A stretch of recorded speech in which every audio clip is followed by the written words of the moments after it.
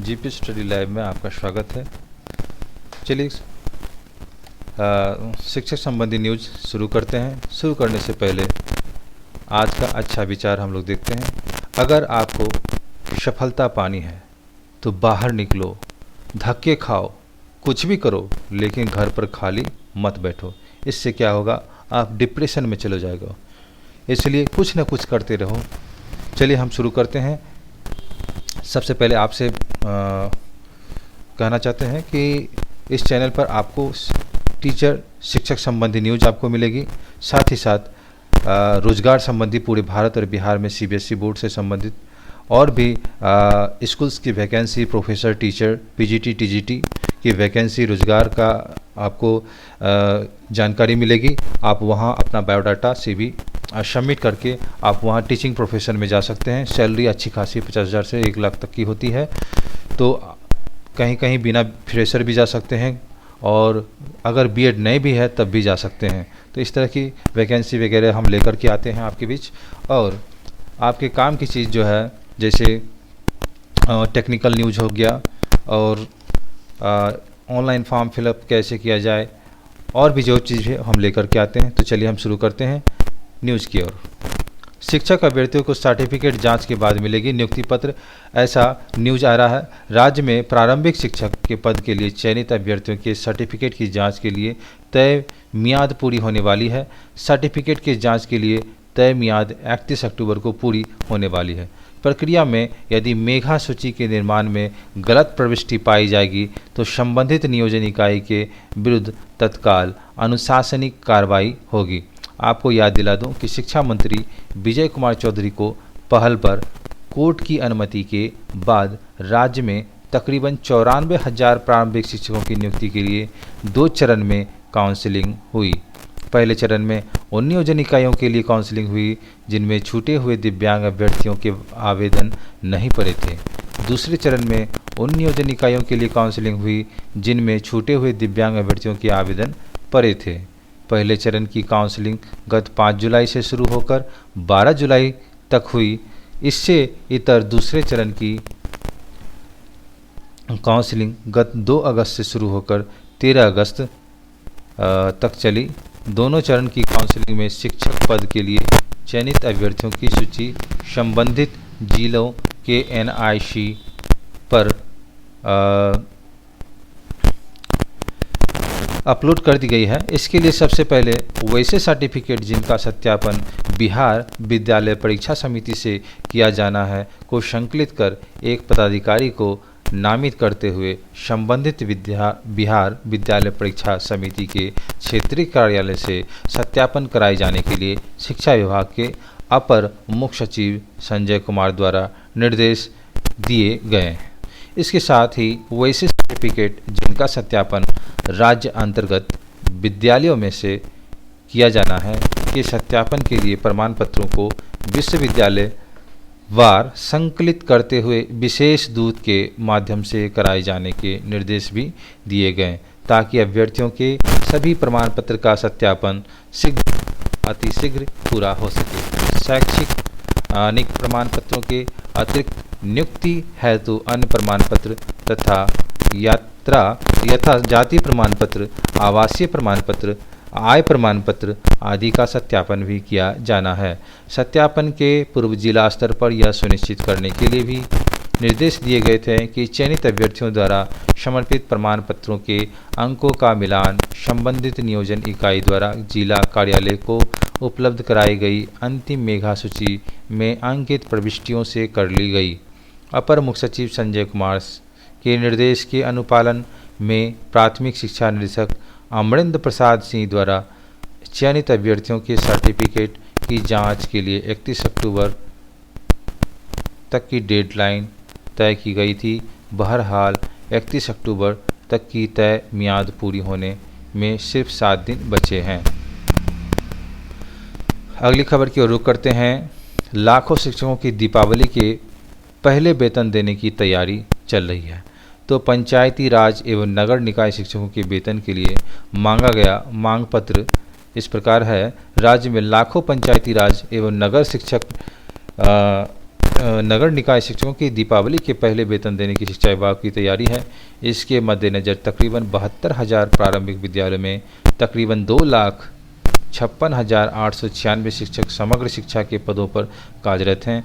ऐसे शिक्षकों के वेतन पर खर्च होने वाली राशि का ब्यौरा बिहार शिक्षा परियोजना परिषद ने सभी जिलों के जिला शिक्षा पदाधिकारी एवं जिला कार्यक्रम पदाधिकारी प्रारंभिक शिक्षा एवं समग्र शिक्षा से मांगा है।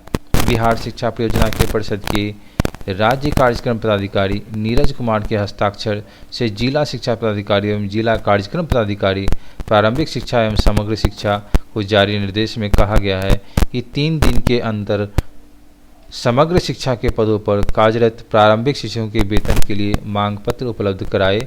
समग्र शिक्षा के पदों पर कार्यरत प्रारंभिक शिक्षकों के अगस्त के वेतन के लिए जिलों के पहले ही राशि उपलब्ध कराई जा चुकी है। आपको याद दिला दूं कि संविधान की धारा 21 के क के तहत 6 से 14 आयु वर्ग के बच्चों के लिए मुफ्त प्रारंभिक शिक्षा उनका मौलिक अधिकार है। इसके मद्देनज़र 6 से 14 वर्ष वर्ग के बच्चों को प्रारंभिक शिक्षा उपलब्ध कराना राज्य की जिम्मेवारी है। राज्य सरकार द्वारा शिक्षक छात्र अनुपात 1:40 यानी 1:40 करने तथा राज्य के सभी को विद्यालय के अंदर लाने और उन्हें गुणवत्तापूर्ण शिक्षा उपलब्ध कराने के उद्देश्य से प्रारंभिक विद्यालयों में 3.23 लाख पंचायत प्रखंड में नगर शिक्षकों के नियोजन किया गया है। इस वेतन भुगतान के लिए विभिन्न नियोजन इकाइयों को राज्य सरकार एवं समग्र शिक्षा अभियान के अंतर्गत अनुदान की राशि दी जाती है। प्रारंभिक विद्यालय में कार्यरत 3,23,000 पंचायत प्रखंड एवं नगर शिक्षकों में से 66,104 नगर प्रखंड एवं पंचायत शिक्षकों का वेतन भुगतान राज्य सरकार के निधि से तथा शेष का वेतन भुगतान समग्र शिक्षा अभियान के मद से किए जाने का प्रावधान है। बाकी 2,56,896 शिक्षक समग्र शिक्षा के पदों पर कार्यरत है। ऐसे में शिक्षकों के वेतन मद में 60% राशि केंद्र सरकार देती है, शेष 40% राशि राज्य सरकार को वहन करने होते हैं। इस बीच परिवर्तनकारी शिक्षक महासंघ प्रदेश कार्यकारी संयोजक नवनीत कुमार एवं प्रदेश संगठन महामंत्री शिशिर कुमार पांडे ने शिक्षकों की दीपावली के पहले वेतन सहित बकायों का भुगतान करने की मांग की है। इसके लिए संगठन ने शिक्षा मंत्री एवं शिक्षा विभाग के अपर मुख्य सचिव के ज्ञापन भेजा। ज्ञापन कार्यक्रम और प्रशिक्षित शिक्षकों का अद्यतन वेतन भुगतान करने, अंतर वेतन की राशि देने और डीपीओ समेत उन जिलों हड़ताल में अवधि का वेतन के भुगतान की मांग की गई है जहां यह नहीं हुआ है। अगली खबर की ओर हम लोग रुख करते हैं। नाटक के माध्यम से विरासतों की शिक्षा देती है अस्थि कलश। फेस्टिवल में युवा पीढ़ी के उत्साहवर्धक भागीदारी फैसेज हेरिटेज फेस्टिवल का आरंभ हुआ। बिहार संग्रहालय में आरंभ हुआ त्रिदिवसीय फैसेज हेरिटेज फेस्टिवल। संस्कृति मंत्रालय भारत सरकार के सौजन्य से फैसेज द्वारा आयोजित इस फेस्टिवल का उद्घाटन करते हुए मुख्य अतिथि मुख्यमंत्री के परामर्श बिहार संग्रहालय के नोडल पदाधिकारी अंजनी कुमार सिंह ने कहा कि 3 दिनों के इस कार्यक्रम में स्कूल और कॉलेज के छात्रों को संस्कृति विरासतों के बारे में जानने का अवसर मिलेगा। इससे बिहार की संस्कृति संपदा संरक्षण एवं संवर्धन को बल मिलेगा। बिहार संग्रहालय के बहुउद्देशीय सभागार में नाटकों के माध्यम से विरासतों की शिक्षा देने के उद्देश्य है।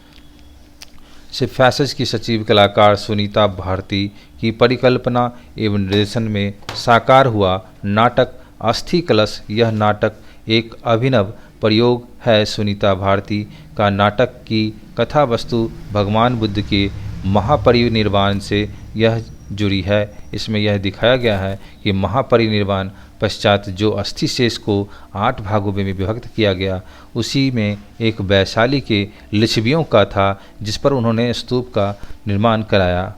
वर्तमान में वह अस्थि कलश पटना संग्रहालय में सुरक्षित है। अस्थि कलश को उत्खनन द्वारा प्राप्त करने का प्रसंग भी नाटक में प्रदर्शित है। दर्शकों से सभागार में 3/4 दर्शक युवा छात्र छात्राएं थीं।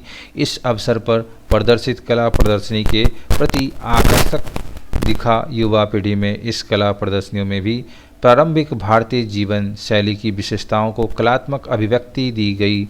प्रतियोगिता के रूप में आयोजित इस कला प्रदर्शनी में उपेंद्र महारथी शिल्प अनुसंधान संस्थान, कला एवं शिल्प महाविद्यालय पटना और निफ्ट पटना के छात्र छात्राओं ने अपनी कलाकृतियों के साथ भाग लिया। प्रदर्शनी 25 अक्टूबर तक देखने का अवसर होगा।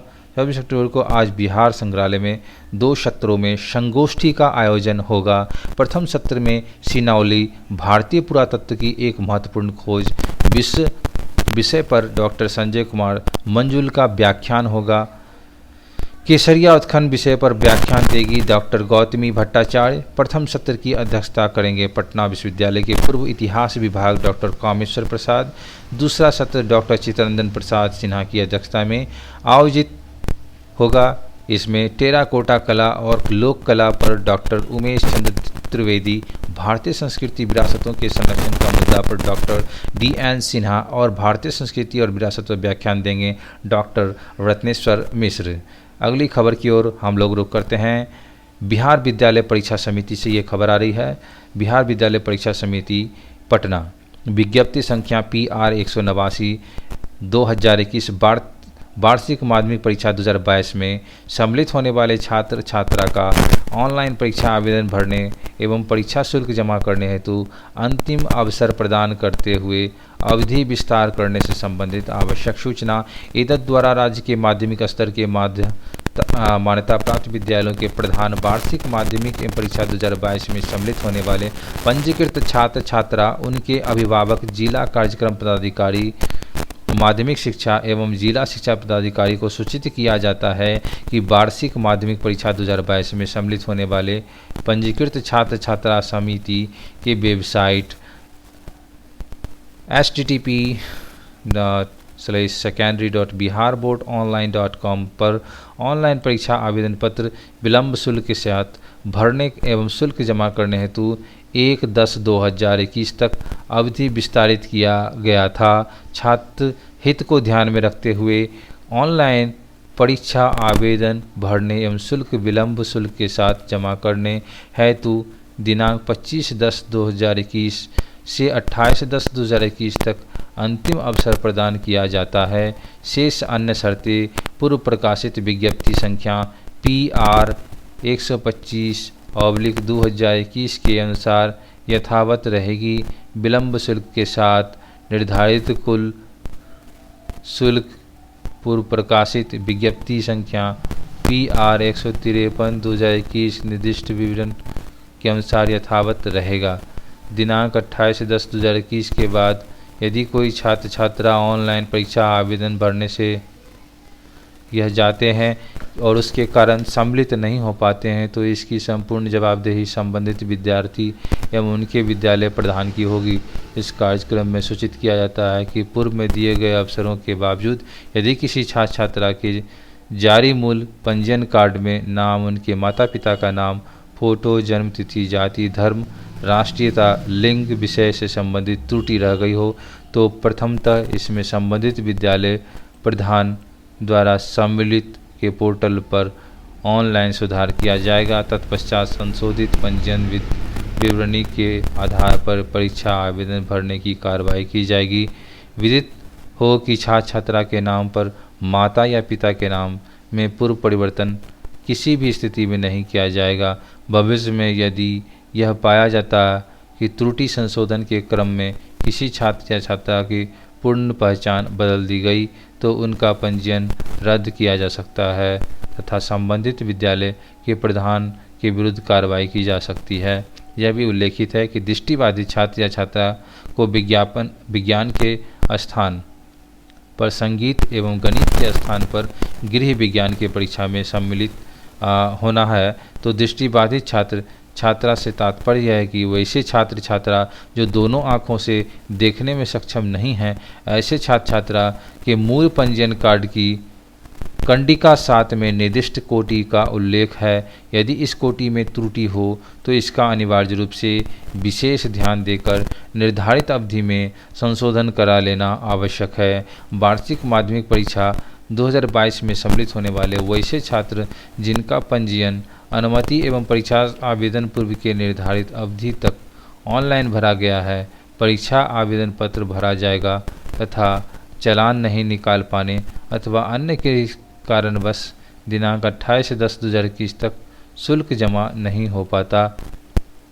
है तो विद्यालय के प्रधान दिनांक 1/11/2021 तक शुल्क जमा कर सकते हैं।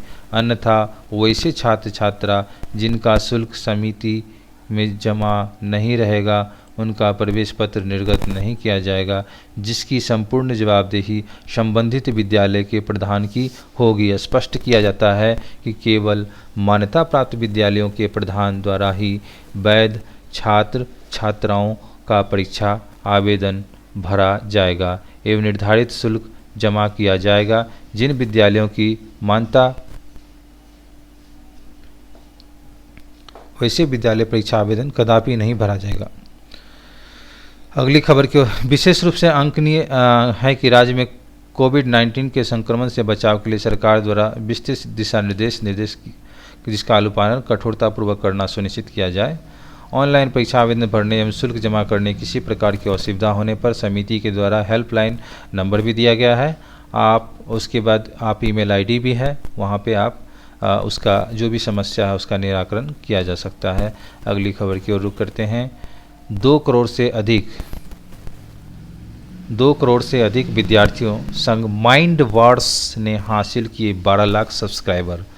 2 करोड़ से भी अधिक विद्यार्थियों संग माइंड वॉर्स ने हासिल किए 12 लाख सब्सक्राइबर। स्कूली विद्यार्थियों के लिए बने भारत के सबसे बड़े नॉलेज प्लेटफॉर्म माइंड वॉर्स ने हाल ही में देश भर में 2 करोड़ से अधिक विद्यार्थियों संग 12 लाख सब्सक्राइबरों का एक और पड़ाव पार किया।